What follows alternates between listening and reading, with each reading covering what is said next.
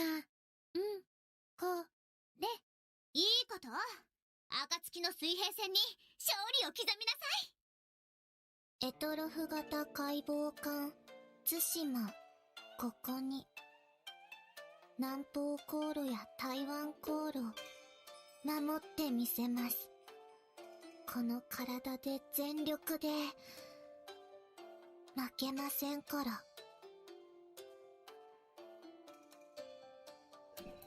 はい、こんにちは。多聞丸のカンコレ、多聞丸です。本日も、年が明けましたが、カンコレ、配信していきますので、よろしくお願いいたします。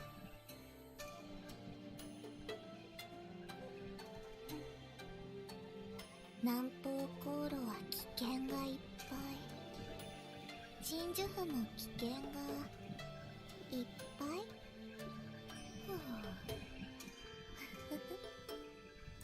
今日は、海上護衛非戦団を守り抜けのね、前回のアップデートで、実装された任務をやっていきたいと思います。鎮守府もね、すっかり、お正月モードなので、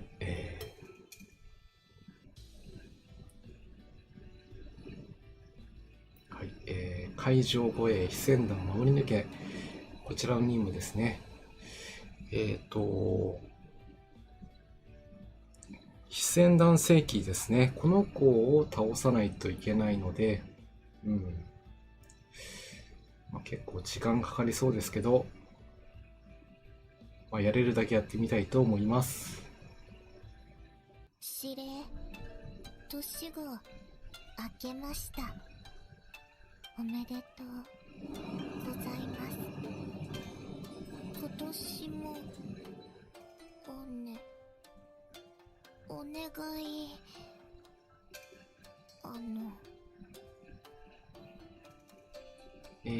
それではね、早速編成の方からやっていきたいと思います。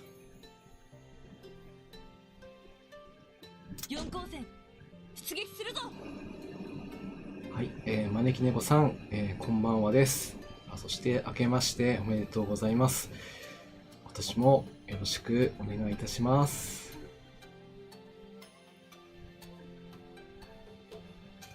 出撃メンバーの方は、航空戦艦1、軽空母1、軽巡1、駆逐3の編成ですね。装備はこのような感じにしていきます。金河新年明けましておめでとう。伊勢、そして提督、今年もよろしく頼む。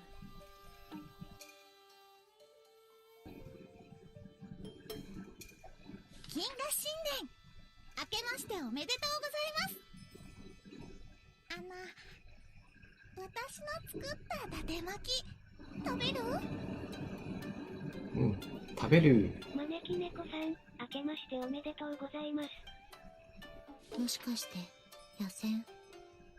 だったら私はパス。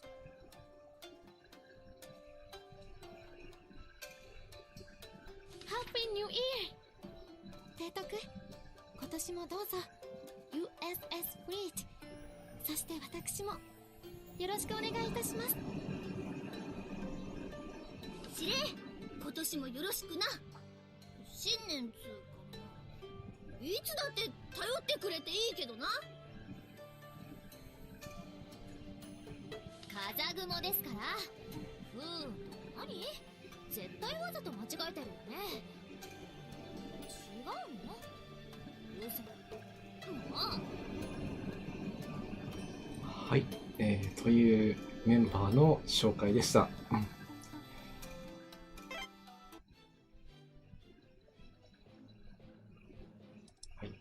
基地航空隊は1航空隊ですね、出せるので、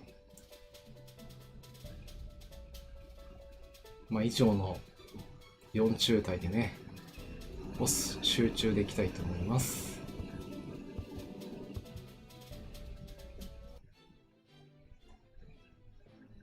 航空戦艦ヒューガ水産。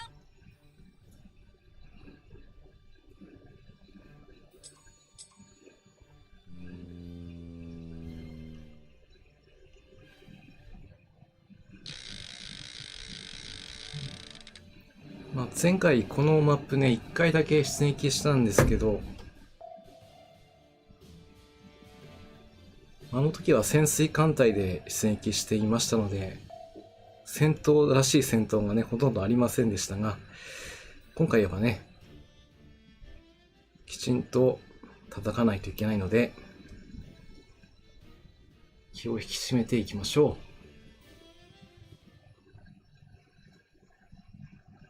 ヒューガ航空隊発艦始め。う。いや、それにしても、本当にね、今日も一日寒かったんですけど、関西機を放って突撃。これだ。明日以降もね、なんか寒そうな天気予報がね、続いてるようなんで、やるじゃないよ。お返しよ。近代兵さんなめないで。少しまあ、外にね、出かけるときは痛いですよ。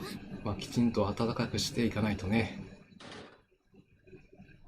まあ、できればあまりこう出歩かないようにするのが一番なんですけども、でも休みの日くらいはね、出かけていきたいものですから、ありがたいです。こういったものはいくつも。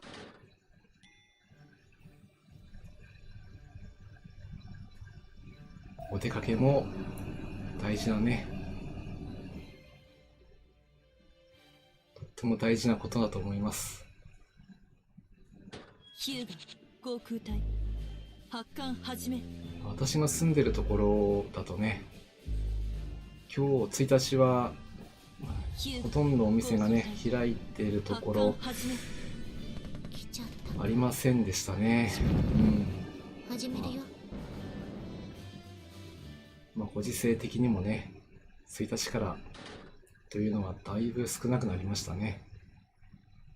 明日から始まるところはね、ありそうなので、そうか、うんやはりこれからは。まあ、少し覗いてみようかなとは思っていますけど、皆さんのところはいかがでしょうか。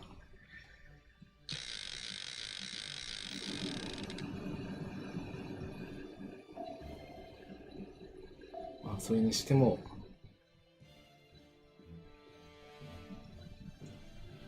道路がね、もう雪が固まってしまってね、航空隊カチコチな上に発艦始め。路肩にもね、だいぶ雪が残ってしまってるんで、お返しだ。行くぞ。注意して運転しないといけないですね。よーし。艦隊追撃戦に移行します。そうだ、行きます。関西機を放って突撃。下がりますよ。中にはね、そこです。やるじゃない。おお返しよ。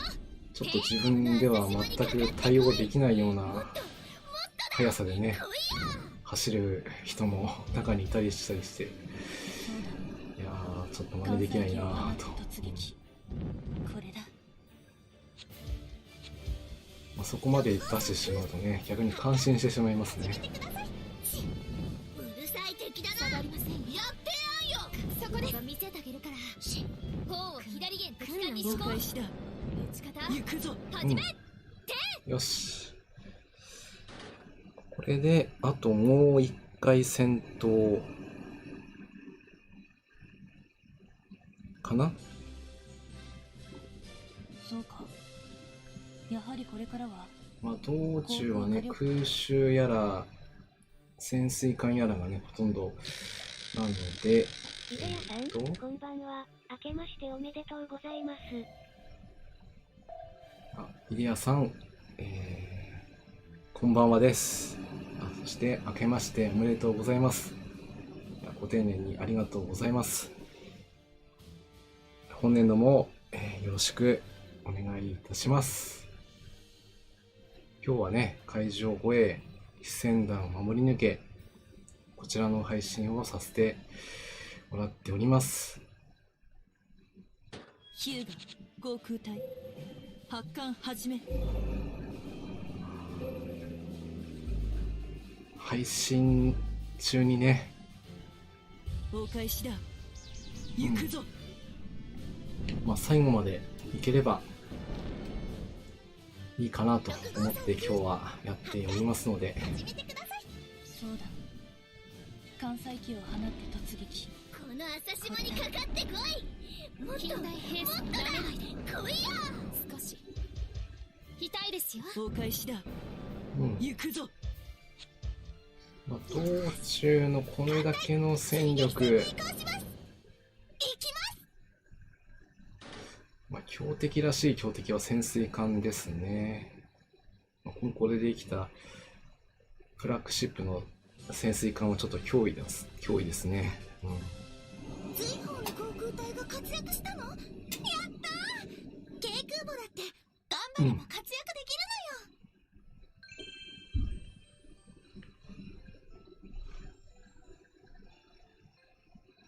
艦隊のアイドル中ちゃんだよ。よろしく。よろしく。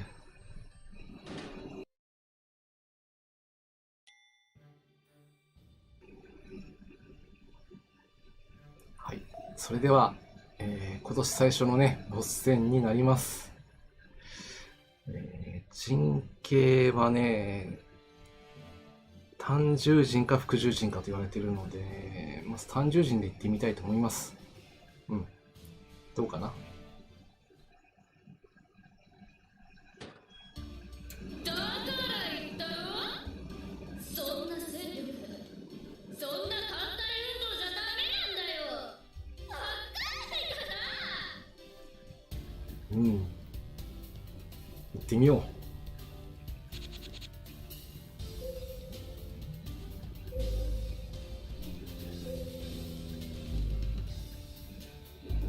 陣形は輪形か。そして潜水艦は2。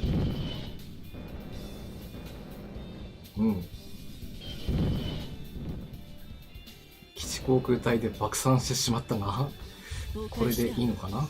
行くぞ。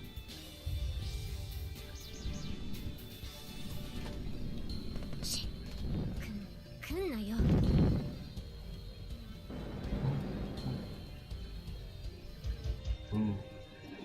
まるで前回イベントの最初の E1 のマップのような状況になってますけど、ただ戦乱世紀はね、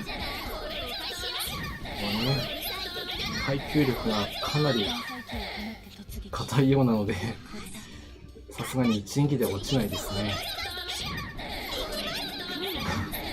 これじゃあダメ。来ちゃったか。仕方ない。よく喋る子だ。野戦行きましょう。はい。昼間の航空攻撃、そして水上打撃開始だ。突撃だ。行くぞ。この立体的な攻撃こそ。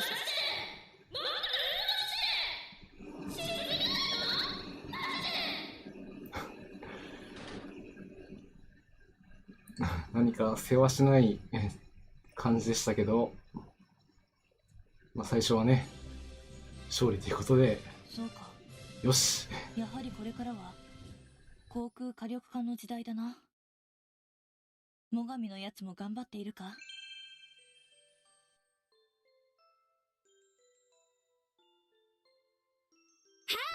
衣笠さんの登場よ。青葉ともどもよろしくね。ね、衣笠さん、晴れ着姿ですね。よし。よし、まずは最初の戦闘で、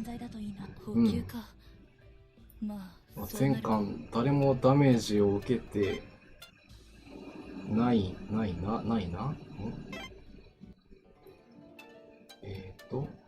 ダメージは全く受けてないと思う。さすがですね。私は何もしていないけど幹部たちは頑張ってるな。よし。はい。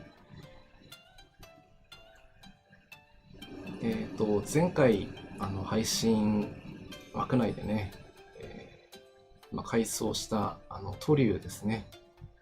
この子のちょっと紹介をしていこうかなと思います。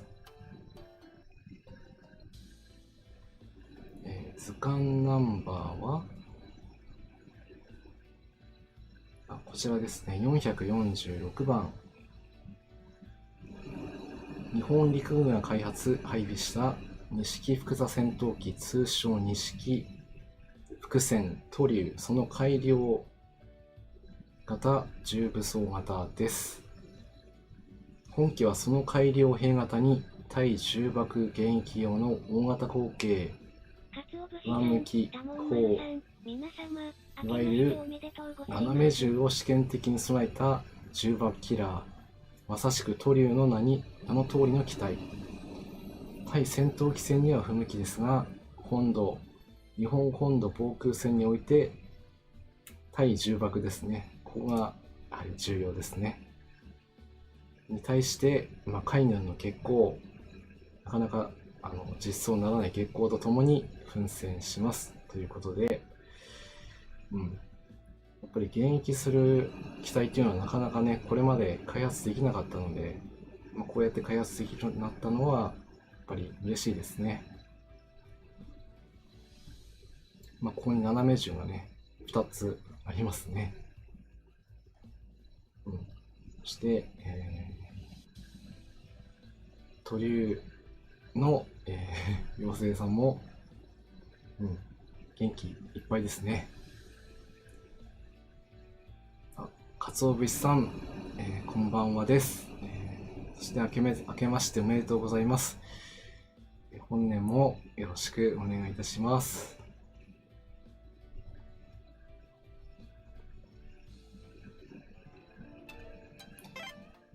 さて、それでは2回目、やってみたいと思います。はい、出撃にして。4光線、出撃するぞ。基地航空隊をね、ボスに出して出撃です。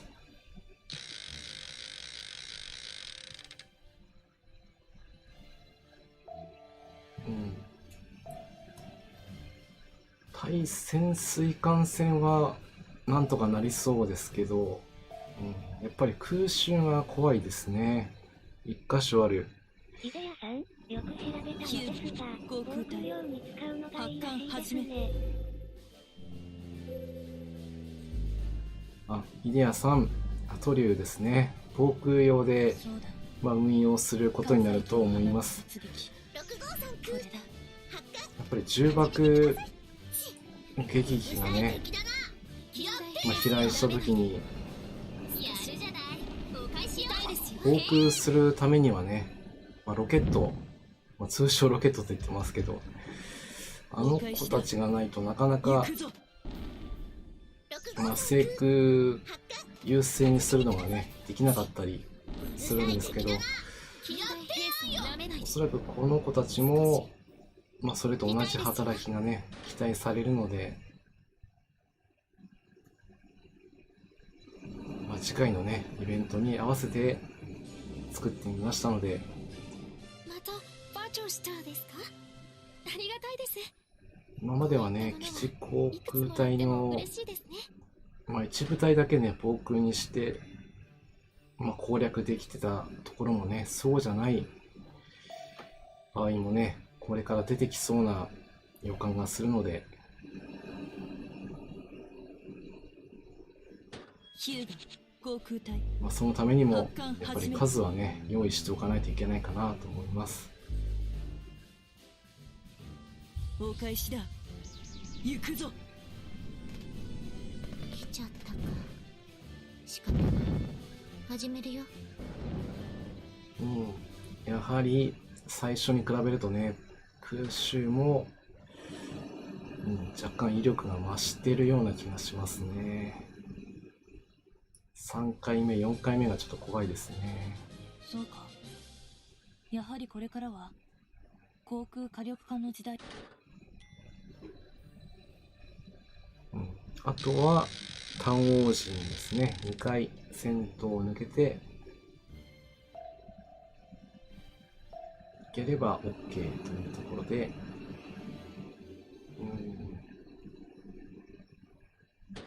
今回はね、航空戦艦が使えるので、火力と制空ですね、両方、あとは速度が低速でもいいということなので、お返しだ。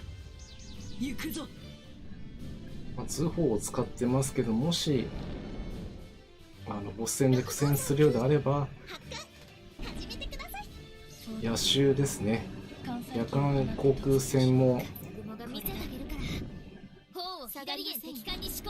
用意しようかなと思っていますけど、とりあえずこのままでね、行けるところまで行ってみたいなと。お、嘘でしょ。よーし、艦隊追撃戦に移行します。行きます。そうだ。さすがに最初の時みたいにいかないか。この朝霜にかかってこい。もっともっとだ。来いよ。砲を左へ敵艦に施行。下がる仕方始め。そこでして行くぞ。6号さん空発艦始めてください。来んなよ。兵装なめないで。この朝霜にかかってこい。ミサイルですから。もっとだ。砲を左へ敵艦に施行。ファイ撃ち方始め。ちょっと道中苦戦してるな。そうか。やはりこれからは航空火力化のよ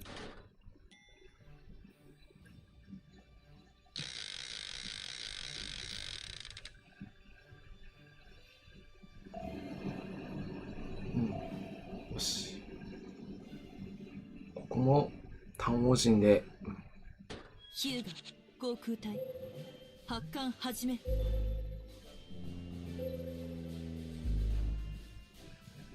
単獣陣か。怖いな、この単獣陣は。航空隊潜水艦の単獣陣はちょっと怖いですよ。お返しだ。撃たれる前に撃たないとやられるな。6号さん空発艦始めてください。うるさい敵だな。やってやんよ。そこでよし、お返しだ。行くぞ。本当ね、昔のお話になっちゃうんですけど、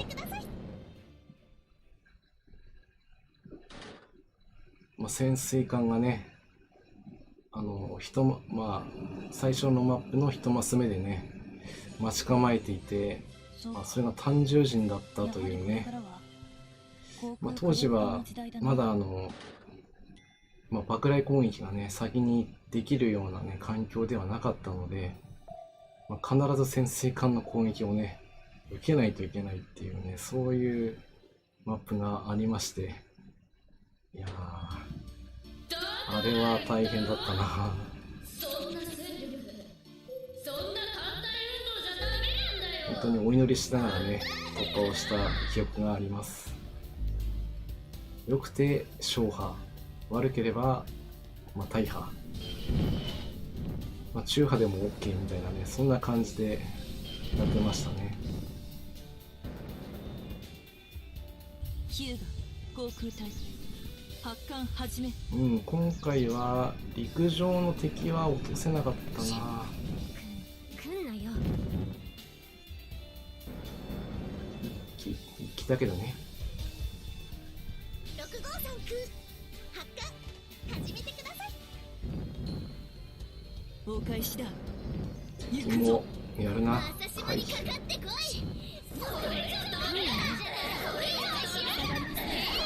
反撃はない。行くぞ。よし、ここまでは反撃はないな。叩き落とせ。おやおや。叩き落とせ。さっきと同じような展開になってしまって落ちちゃいましたね。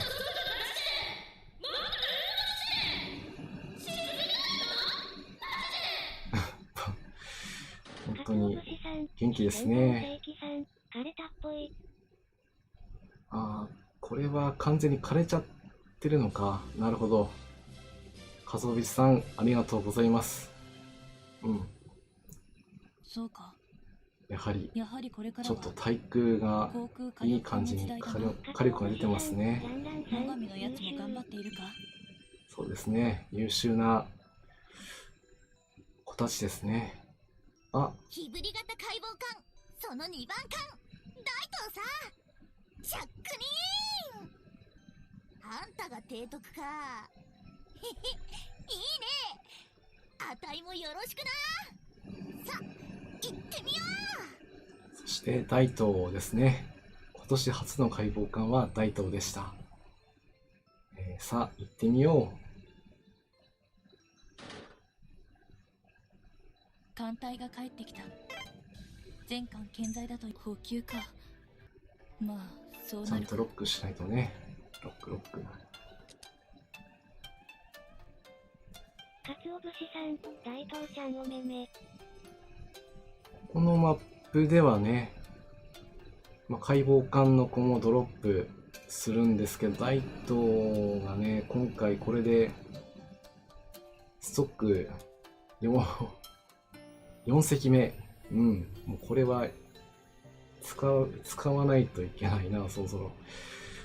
本当によく出てくれたなと思いますね。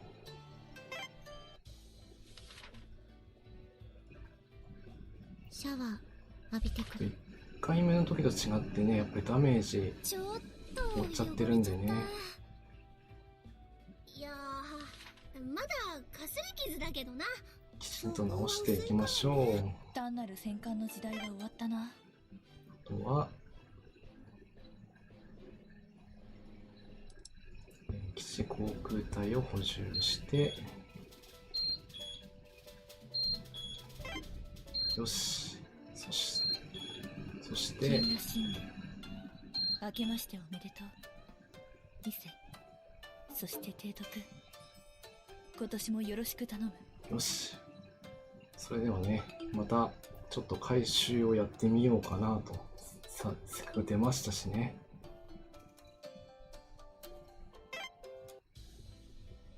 やるのは、私もね、なかなか耐久がね、ここから上がらないんですけども、今回やってみようかなと思います。ちょっと確認。対戦111、56ね。これで耐久が上がるかどうかですね。回収。始め。油断はしたくないしね。強化は歓迎さ。さて。運が上がりましたね。また強くなったな。なかなか耐久値は上がっていかない。難しいな。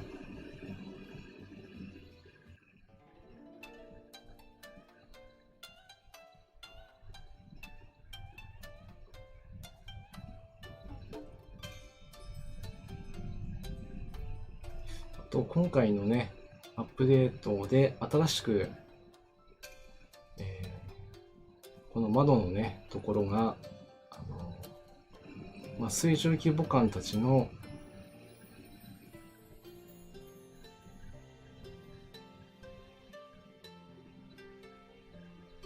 それぞれ持ち寄ったアイテムがね、あるんですけど、これはコマンダンテストかな。そしてこの上のこれなんだろうな、これ誰だ、日清かこれ。多分。これが杵島で、この両方にあるのは何だろうな。ちょっとわからないな。この真ん中にあるのは、みずほだろうと。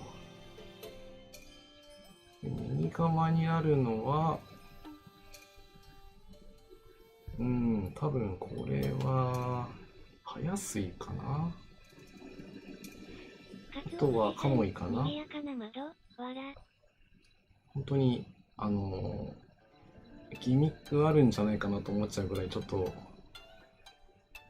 いろいろ触ってみたんですけど、とりあえずギミックはなさそうな感じですけどね。虎。うん。虎か。よし。では、3回目行ってみたいと思います。ここまでは順調。ここまではね。4光線出撃するぞ。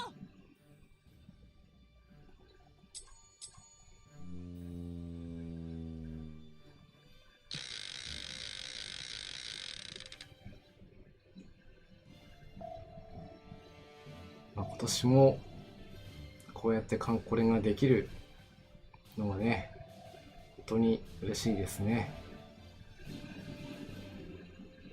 最近ですとね、ヒューガ航空隊。この年を明けた状態で、まあ、イベントやってるようなね、そういう感じでしたよね。ほとんどお返しだ。行くぞ。年を明けてもまだイベントやってるみたいなね、追撃戦にまあ、そういったことが続いてましたけど、今年は、まあ、比較的早くイベントがね終わりましたので、まあ、こうやって静かな、まあ、新年を迎えることができて本当に嬉しい。私この風雲の戦果がそうまあそう思います。いつもですとね、まあ、艦隊、まあ、特に遠征部隊の子たちには休ませてあげることができない、ヒューガ航空隊。発まあ、艦艦始め。隊の事情がありましたけど、まあ、イベントが今ね行くぞ。来ちゃったか。お休みの状態なので、始めるよ。この3日間はね、小学活3日間は消して遠消して征をしないと火を消していうふうに決めております。うん。あれちょっとダメージ入っちゃったな。やっぱり空襲は怖いな。そうか。やはりこれからは航空火力。そろそろ危ないなと思ってたんだけど、やっぱり抜かれたかな。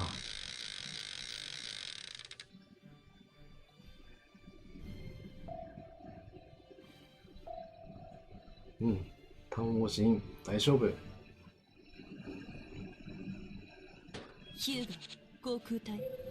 発艦始め。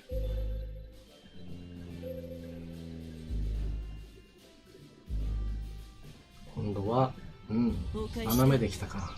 行くぞ。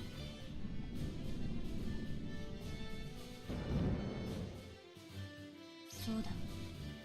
艦載機を放って突撃。よーしこれだ。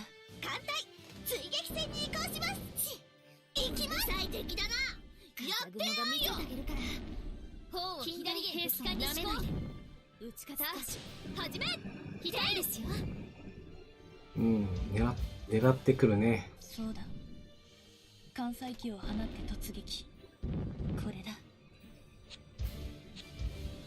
6号車に空発艦始めてください近代兵装をなめないで。少し痛いですよ。うん。よし。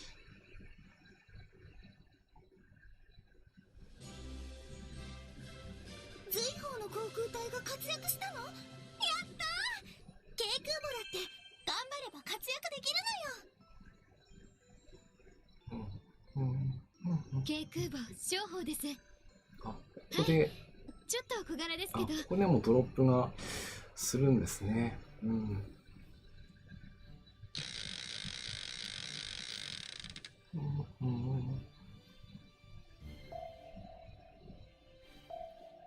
さあ、ここを抜けていきたい。ここちょっとね、潜水艦強いんで、航空隊。発艦始め。気をつけたいですね。副従陣か。お返しだ。なんかこのまま行くと、ここ、まあ、イベントじゃないからないと思いますけど、警戒陣出てこないだろうな。そうだ。かそんな雰囲気がするんだけど、6号さんこくんれだ。発火始めてください。まさかな。うるさい敵だな。やるじゃないよ。イベント以外で警戒陣が出てくるはずなんて、そんなはず。お返しだ。行くぞ。よーし、艦隊追撃戦に移行します。行きま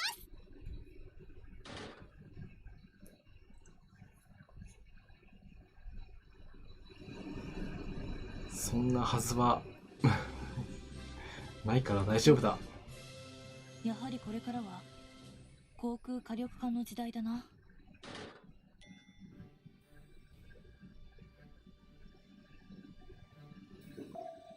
よし。さあ、3回目。さあ、どうなるか。ここまではね、そんな戦力で特に問題なく倒せているけど、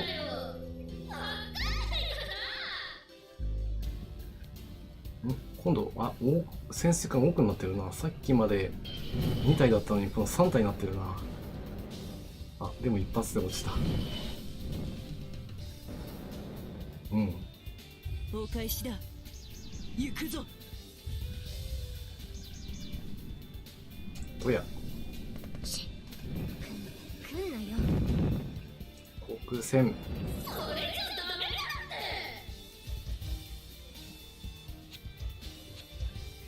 だって6号さんくん発火始めてください。そうだ。それじゃダメだってそれじゃダメだってやるじゃないよ。うん。艦載機をストーブがピーポーピーポー言い出した。艦隊追撃戦に移行おお。行きます。来んなよ。あ、なめないで。あ、うるさい敵だな。リアルストーブがへ止まってしまいましたね。全艦戦闘態勢に。安全装置が働いたんで、何の心配もないんですけど、うん。沈みたくはないですよね。なんとも。随方の航空隊が活躍したの？やったー！軽空母だって頑張れば活躍できるのよ。徳型駆逐艦あ、出たあけねぼ。のよ。ってこっちみんなこのクソ程度くん。ね、あけぼの。まだこの体勢ですね。うん。よし。艦隊が帰ってきた。全艦健在だといいな。いや、高級道中でね、アトランタがちょっと中破しちゃった時は、うん、これはボス戦までいけないかなと思ったんですけど、うん、なんとか最後までね、持ちこたえてくれたんで、さすがですね。嫌だな。匂いついちゃう。少しお休みうん、もらうか。よし。そこは薄いからね。当たらなきゃいいのよ。そう、当たらなければ大丈夫。というわけにはいかないんですよね。やはり当たった後のこともね、考えておかないといけませんから、消火装置とかね、やっぱり大事ですね。ちょっとストーブをね、確認してきます。大丈夫かな？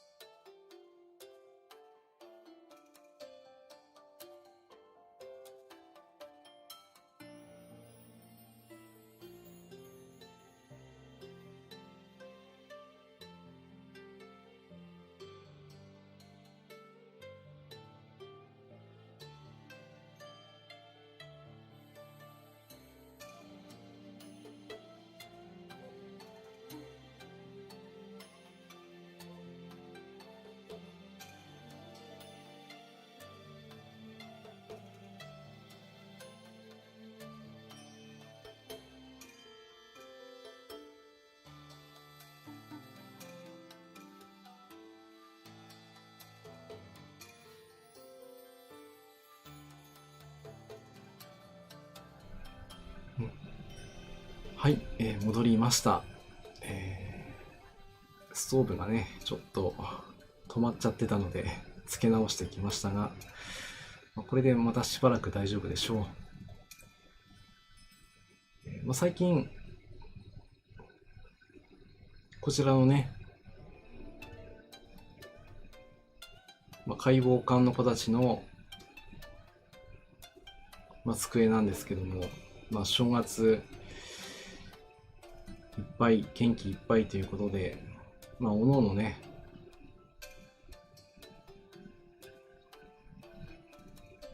食べ物やら、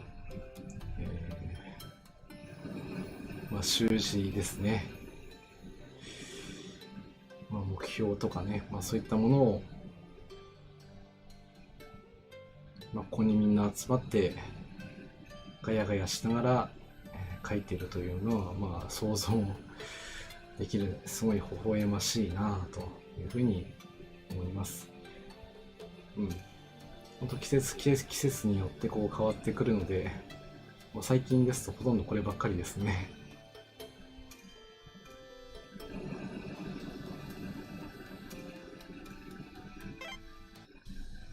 あとはここまでやった感じだと装備はこれで大丈夫そうなので、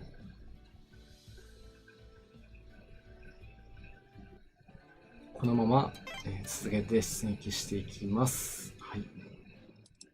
騎士航空隊もね、OK。よし。では4回目、行ってみましょう。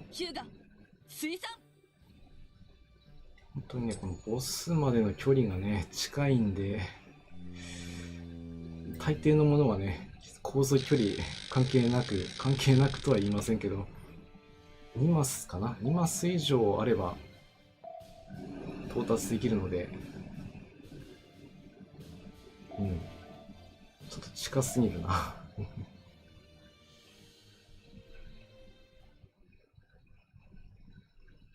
ヒューガ航空隊発艦始め。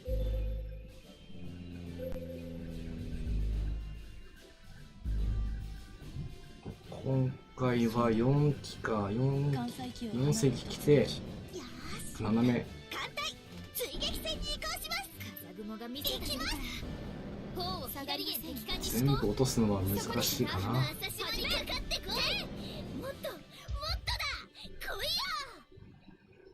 来いよ。そんなことはなく落とせましたね。気優でしたね。よし。そうか。やはりこれからは航空火力。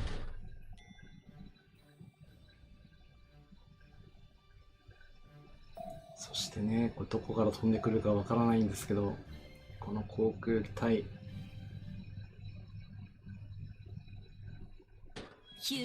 油断ならない。発艦始め。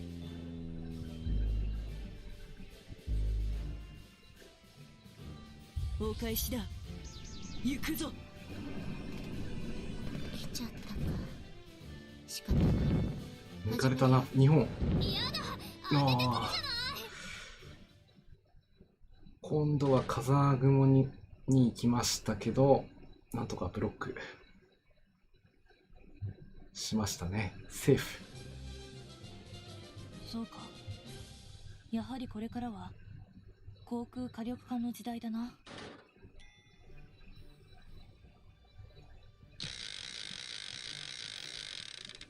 このマップに関してまだね、このルートと潜水艦ルートしかまだやっていないので、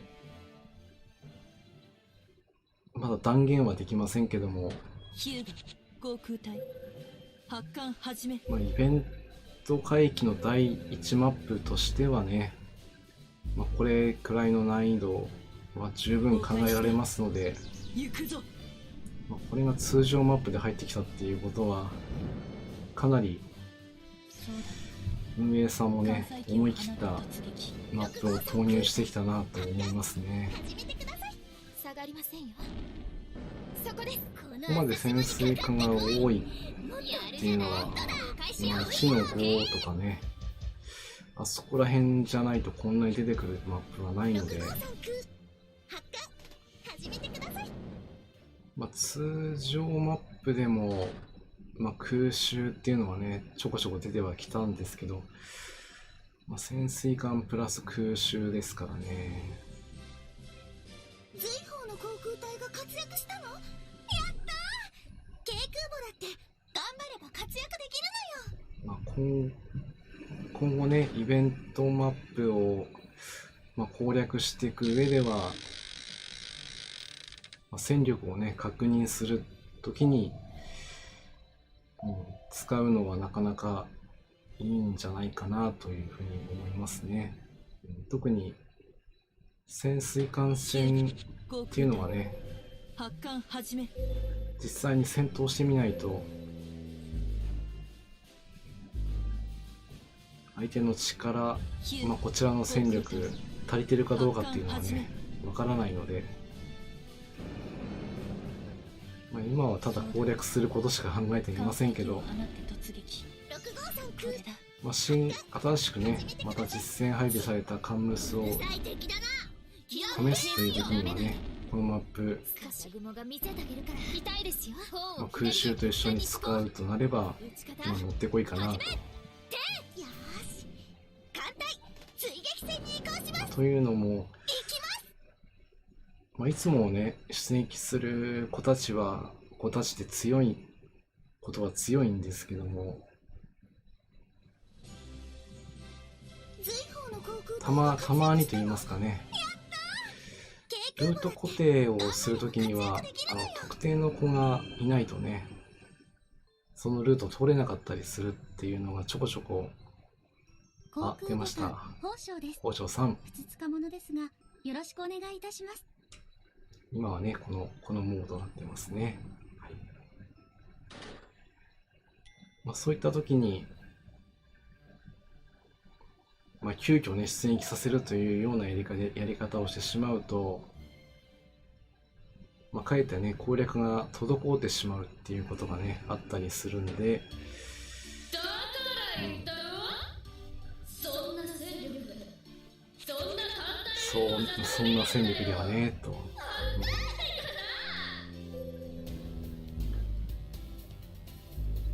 まあ、一番、まあ、多いのがね、やっぱり駆逐艦の子たちなんで、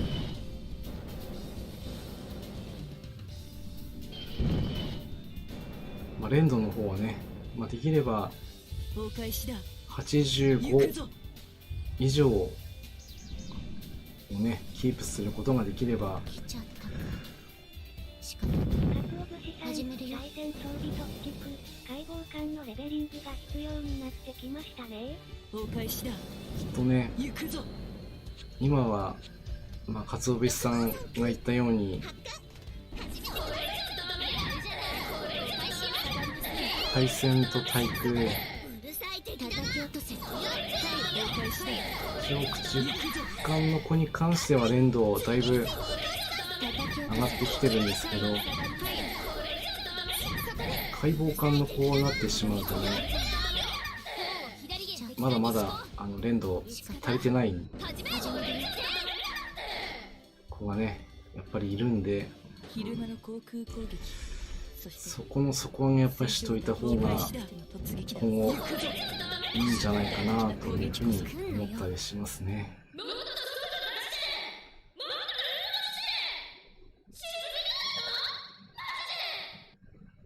うん。よし。はい。これで4回目ですね。非戦団正規ちゃん。うん。そうか。やはりこれからは航空火力艦の時代だな。最上のやつも頑張っているか？まあ、そうは言ってもね。鈴谷だよ。賑やかな艦隊だね。よろしくね。ね、よろしくね。艦隊が帰ってきた。なかなかね、全部が全部、健在だといいな。まあ、用意というかね、準備できるほどね、時間があるわけではないですから。かつお節さん、S 勝利おめです。はい、なんとかね、ここまでは順調に来ました。まあ、そうなるか。なんでおそらく次がね、ちょっと汚れちゃった。金河新年明けましておめでとう。伊勢、そしてかつお慶徳、節さん、非戦団今聖年もよろしく頼む。部活の先輩か顧問みたいですよね。ああ、そうですね。そんなんじゃダメだとね、怒鳴られるというか、どやされるというかね。うん、まあ、絶対よしって言わない、まあ、そんなタイプなんじゃないかなと。まあ、それだけ、厳しさも、まあ、知っているから、まあ、そういうコメントなんじゃないかなと推測してみたりとかね。ここまでは、この非戦断世紀の走行がね、まあ、161から191ということで、まあまあ、走行値は高い設定ではあるんですけど、まあなんとかなる数字なっておりますが、おそらく次に出撃しますとね、非戦断世紀がまあ最終形態になるとですね、まあ、走行値が201から231ということで、まあ、約40パワーアップしてきますので、まあ、先ほどのようにね、いきなりダメージが200とか、もう100とかそんなものは多分出ない。おそらく100以下の、まあ割合ダメージ、まあ、それを積み重ねていって中波くらいにできれば勝機あり、まあ、そんなところかなと思います。うん。なので、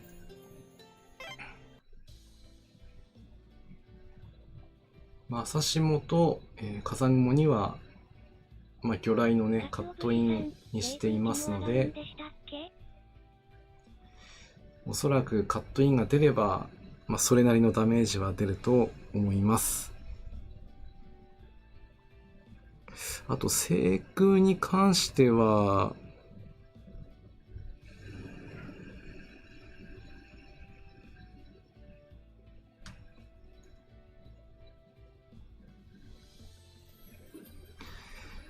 うん、そうですね。今までは60、まあ、数字で言うと65くらいになってましたけど、今度は105ですね。聖空も上がってますね。今の私の艦隊の聖空で、まあおそらく優勢は取ることはできると思います。ちょっとここはガバってます。うん。まあ、ここは行ってみて、もし足りなければ、艦船を増やすか、ただ今私が出せる最高のものなんで、これ以上のものはね、出せないから、まあ、ここの第4スロットをちょっと変えてみるとか、かな。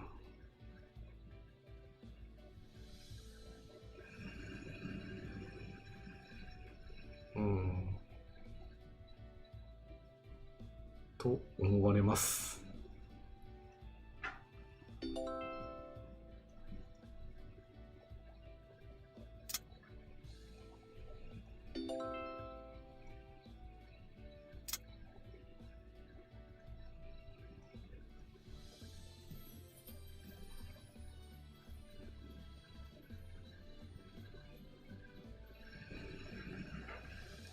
よし。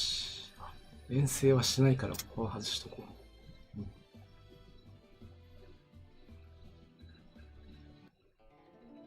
かつお節さん、大丈夫そう。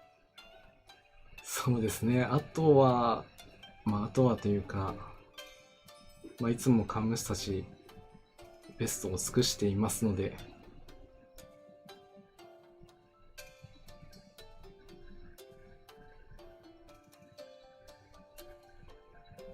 信じて送り出していきます。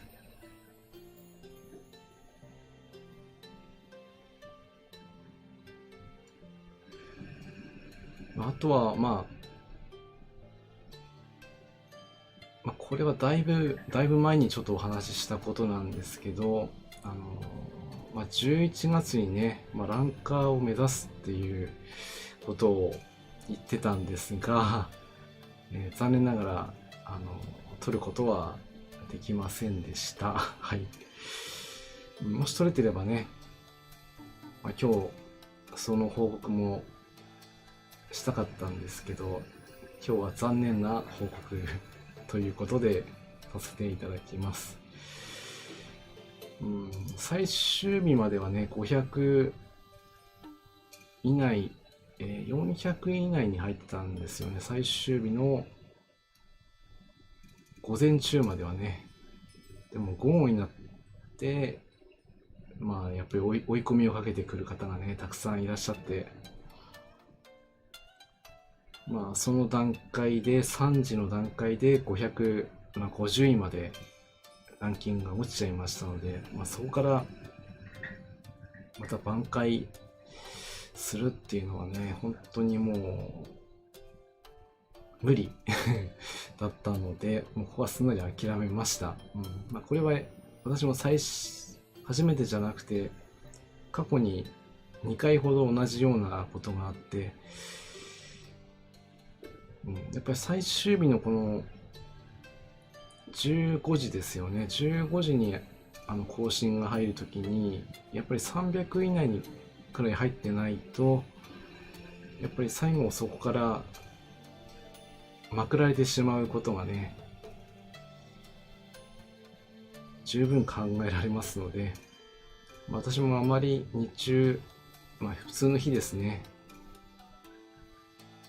戦果を稼がなかったので、やっぱりそういうのは地道にやっていかないと、クォータリーランカーも取るのがね、難しい。本当にね、取る人は素直に、すごいなと思います。なので、前回の、ランカーになった方々、本当におめでとうございます。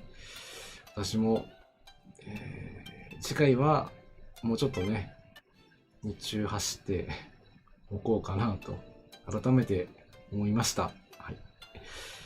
それでは、おそらくこれが最後かな。最終日の演出法行くないね。最終日のね、日はね、修羅場なんで4光線出撃するぞ。一応覚えておいてもいいのかなと思って今日はお話ししてみました。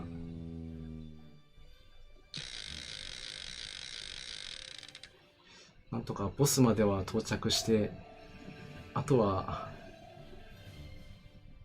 強く当たって流れでっていう感じでね、行きたいですね。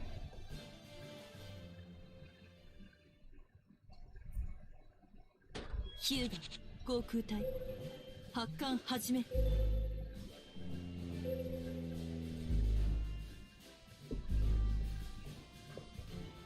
空発艦始めてください。開始だ。行くぞ。相手は5機になりましたね。うるさい敵だな。気合ってやんよ。なめないで。いよいよ最終段階になってきたと痛いですよ。塔を左舷敵艦に思考。いうことでしたけど、まずは全て落としていく。よし。かつお節さん、ラスダンファイト。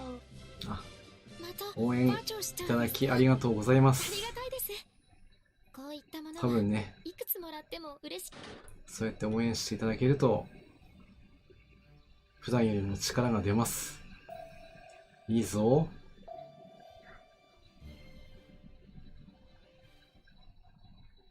で、空襲はどうかな。航空隊発艦始め。あとね、ちょっと余談ですけど、私が使ってるインターフェースのこの下のラインのところにね、表示されてるんですけど、ここにね、艦隊の合計レベル、平均、索敵、あとこの隣に制空戦力が載ってますけど、ちょっと妖精さんで隠れちゃって見えたり見えなかったりするんですけども、やはりこれからは航空火力化のその隣に艦隊のね速力、速度が、今回は混成部隊なので、低速と高速が一緒になってますけど、低速だったら低速、高速で統一されていれば高速っていうことでね、見えるようにしています。発艦始め。参考までに見ていただければなと。数字も、若干ですけど、戦闘が繰り広げられますと、発艦始め。艦載機がね消耗してしまいますので、制空値がね若干低くなってたりもしていますけど、艦載機を放って突撃。それはリアルタイムでね変更されますので、あまりペースをなめないで。少し雲が見せてあげるから痛いですよ。方を左舷敵艦に思考。気にしなくてもいいんですけど、始めて。よーし、艦隊追撃戦に移行します。行きます。やられた。やられた。やだ。誘爆しないで。やはり単従陣だとね、従順のフラッグシップ程度であれば火力がねやっぱりあるからね、ちょっとかわせなかったな。そうか。やはりこれからは航空火力化の時代だな。さすが。最上のやつも頑張ってすんなり道中は抜け出してくれないか。いすずです。よし、ここでいすず。よし。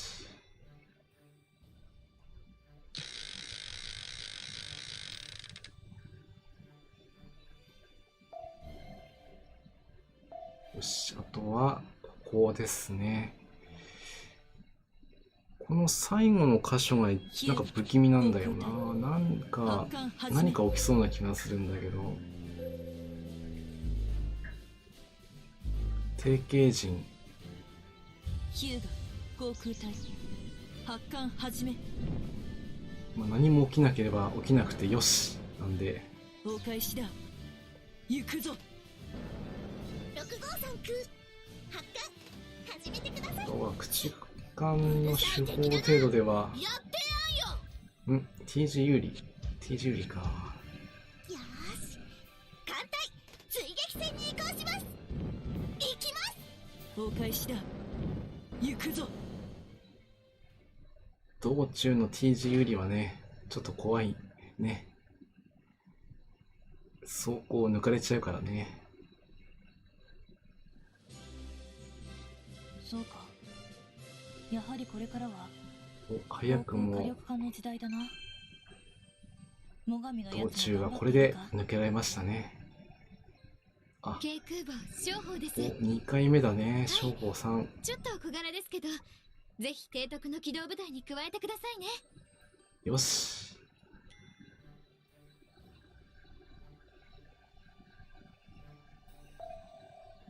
到着しましたので行ってみましょ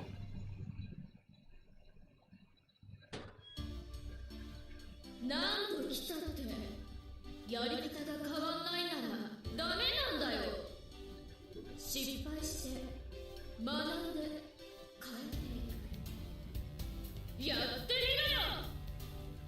う。さあ、非戦弾世紀の最終形態ですね。そうですね、やっぱりね経験をしてそこから学んでいってやり方を変えていく、それが重要ですよね。編成も強くなってる。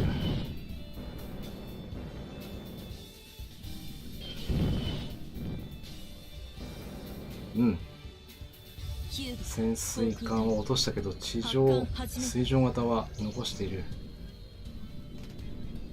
下がりませんよ。そこです。航空優勢40か。そうだ。艦載機を放って突撃。6号3空カツオ節さん、非戦艦回転の鉄橋はダース。近代兵装なめないで。うん。よし、これで、あとは、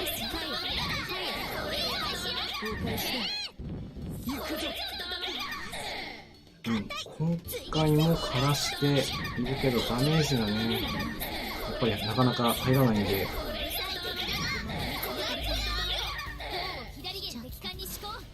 もう少し、よし、これならば、昼間の航空攻撃、そして倒せるかな。水上打撃開始だ。突撃だ。行くぞ。やはり硬い。立体的な攻撃こそカットインじゃないと抜けないな。この朝霜にかかってこい。そこは抜けるか。抜けたー。そうか、分かってくれたんだ。かつお節さん、それ早い感じ。あったかな。ならよかった。せめて。嘘。私できる。また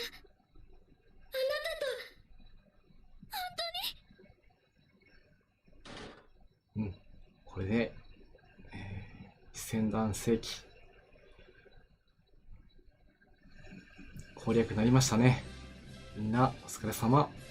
随宝の航空隊が活躍しさん、ラスダン一発攻略鬼です。軽空母だってありがとうございます。やっぱりね、先人の、方のね、情報あっての攻略なので、本当にありがたいことです。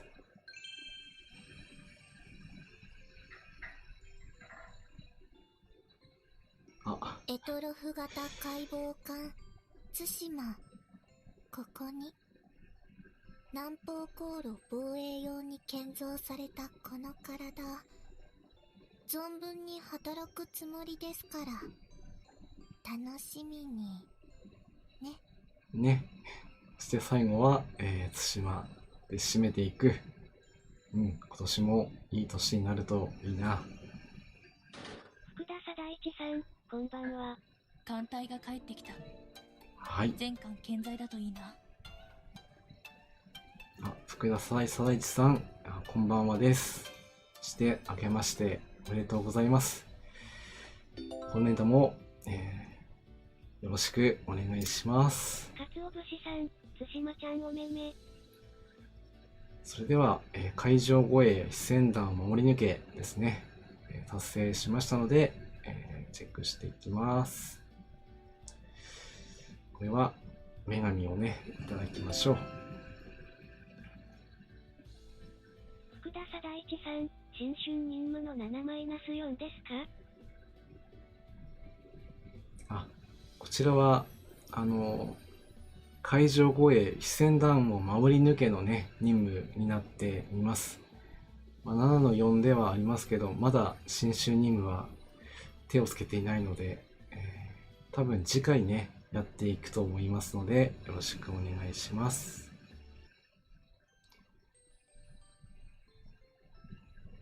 特設航空母艦八幡丸です。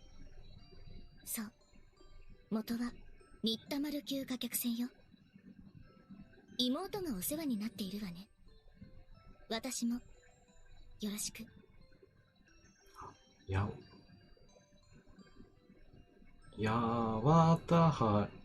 幡丸っていうんだ。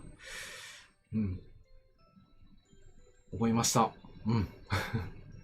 ということで、運用お迎えでしたか？そうです。運用のお迎えになります。これからも、よろしくね。はい。これで、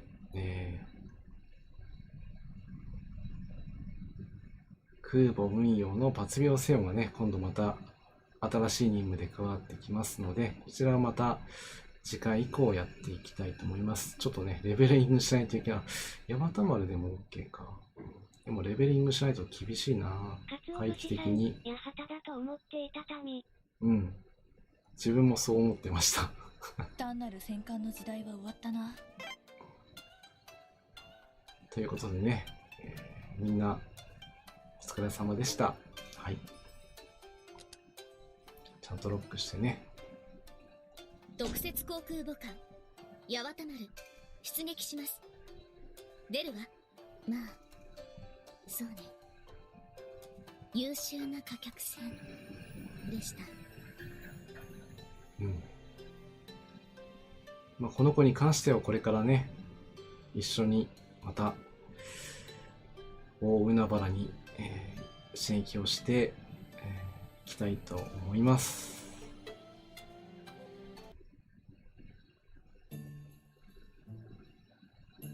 はい、ということで、本日の、多聞丸のカンコレ、多聞丸です。新春任務がね追加をされて、また新しい戦いがね今後続いていくかと思いますけど、また新しい仲間がね続々と加わっていくと思います。なので、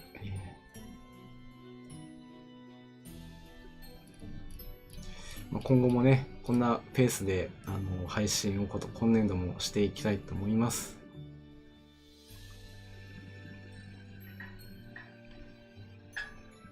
きっとね今年もいい年になると思いますし、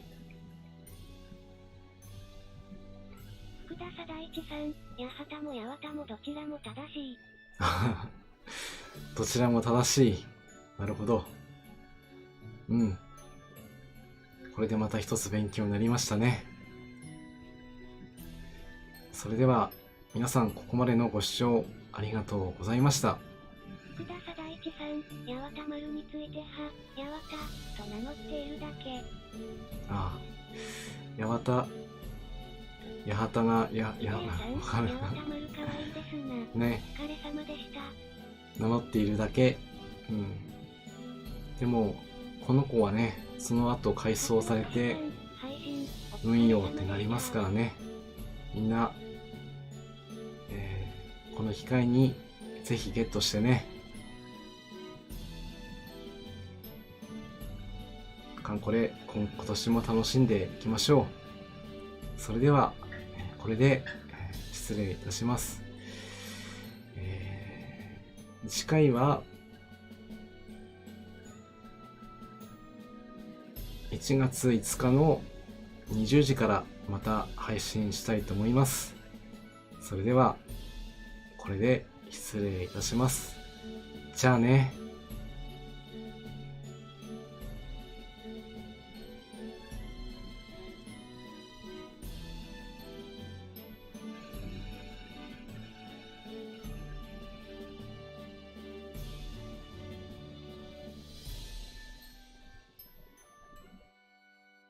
福田貞一さん、お疲れ様でした。